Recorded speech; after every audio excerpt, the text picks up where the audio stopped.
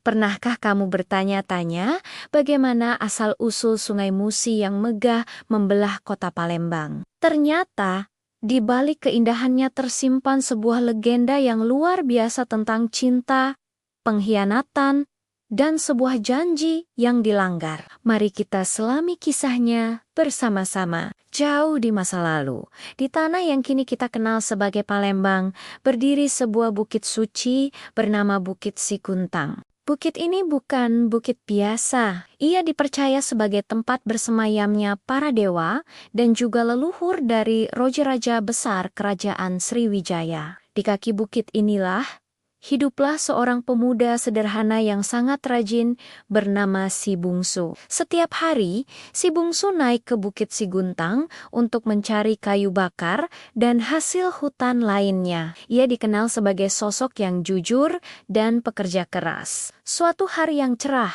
saat Si Bungsu sedang asyik menebang kayu, tiba-tiba ia mendengar desisan yang aneh. Rasa penasaran membawanya ke sumber suara. Betapa terkejutnya ia ketika melihat seekor ular betina raksasa di hadapannya. Ular itu bukan ular biasa. Sisiknya berkilauan seperti emas murni, dan matanya memancarkan cahaya yang penuh wibawa. Si Bungsu sempat merasa takut.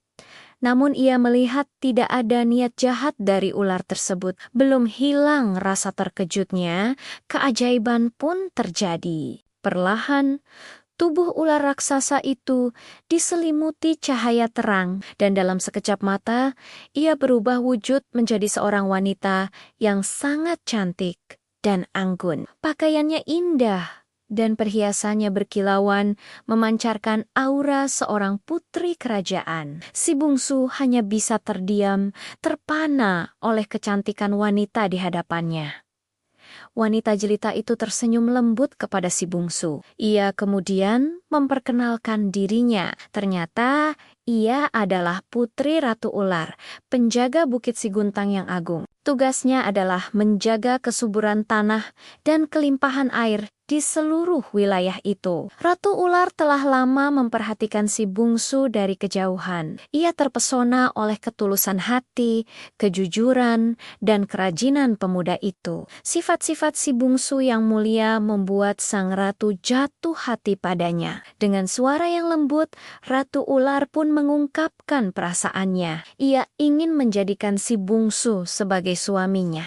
Namun, ada satu syarat yang sangat penting. Aku adalah Ratu Ular yang menjaga kekayaan air dan tanah ini, katanya. Aku bersedia menjadi istrimu dan membawakan kemakmuran untukmu. Tetapi, engkau harus berjanji satu hal, rahasiakan wujud asliku dari siapapun. Dan cintailah aku apa adanya, tanpa pernah mempertanyakan asal-usulku, Si Bungsu, yang juga telah terpikat oleh keanggunan dan kebaikan hati sang ratu. Tanpa ragu menyetujui syarat tersebut, ia bersumpah akan menjaga rahasia itu seumur hidupnya dan akan mencintai istrinya dengan tulus. Maka, menikahlah mereka berdua.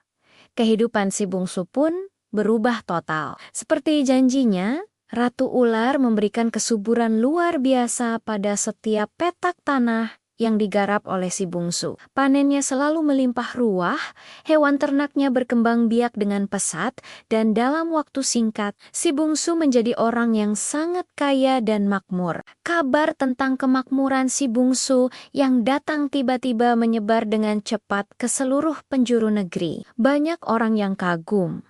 Tetapi tidak sedikit pula yang merasa iri dan curiga. Di antara mereka yang merasa iri adalah kerabat-kerabat Si Bungsu sendiri. Mereka tidak percaya bahwa Si Bungsu bisa menjadi sekaya itu hanya karena kerja kerasnya. Mereka yakin pasti ada rahasia di baliknya. Suatu hari, beberapa kerabat Si Bungsu datang berkunjung ke rumahnya yang kini megah. Mereka berpura-pura baik, tetapi mata mereka terus mengawasi jerak-gerik Ratu Ular.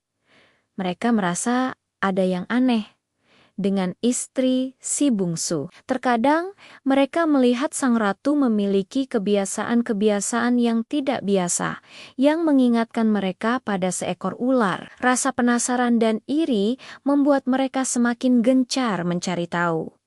Mereka mulai mendesak si bungsu. Awalnya, si bungsu teguh memegang janjinya. Ia menolak untuk menceritakan apapun tentang istrinya. Namun, kerabatnya tidak menyerah. Hari demi hari, mereka terus datang, menghasut, dan menekan si bungsu. Mereka mengatakan bahwa si bungsu telah melupakan keluarganya, bahwa ia menyembunyikan sesuatu yang membahayakan. Di bawah tekanan yang terus-menerus dan hasutan yang tak henti-hentinya, pertahanan si bungsu akhirnya runtuh.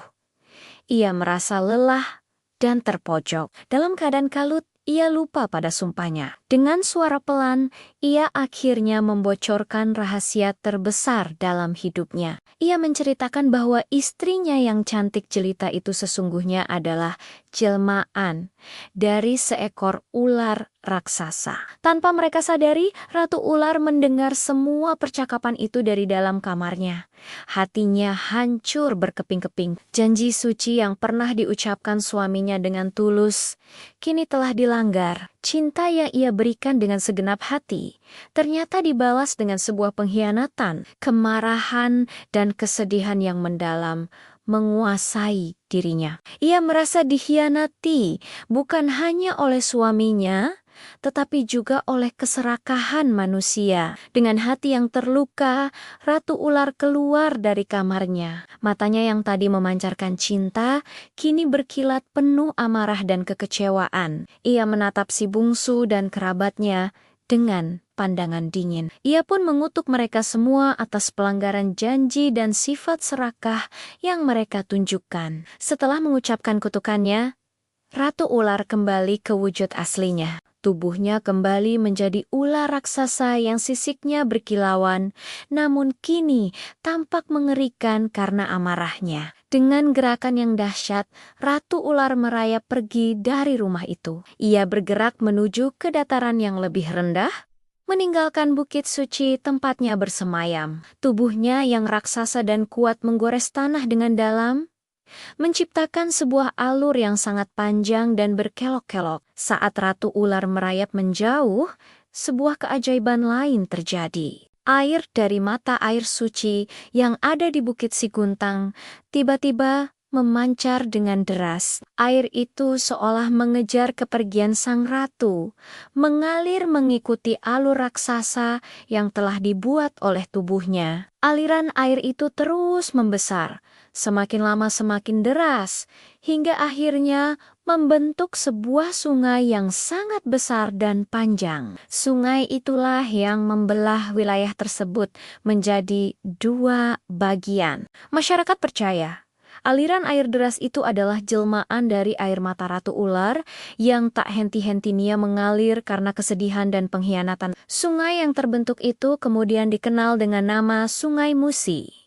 Sejak saat itu, Sungai Musi menjadi urat nadi kehidupan bagi masyarakat Palembang. Ia memberikan kesuburan dan menjadi jalur transportasi yang penting. Namun, keberadaannya juga selalu menjadi pengingat abadi akan sebuah legenda. Legenda tentang pentingnya menepati janji, tentang bahaya keserakahan, dan tentang sebuah cinta tulus yang dikhianati. Kisah Ratu Ular dan asal-usul Sungai Musi mengajarkan kita sebuah pelajaran moral yang sangat berharga, bahwa janji adalah sebuah sumpah suci yang harus dijaga. Kesetiaan dan rasa syukur adalah kunci kebahagiaan, sementara pengkhianatan dan ketidakpuasan hanya akan membawa malapetaka dan penyesalan yang tak berujung. Jadi, setiap kali kamu melihat kemegahan Sungai Musi, ingatlah legenda ini. Ingatlah pengorbanan Ratu Ular dan pelajarannya yang tak lekang oleh waktu. Terima kasih sudah menyimak kisah ini sampai akhir. Jangan lupa untuk subscribe channel ini agar tidak ketinggalan cerita-cerita menarik lainnya dari seluruh penjuru Nusantara. Sampai jumpa di video berikutnya.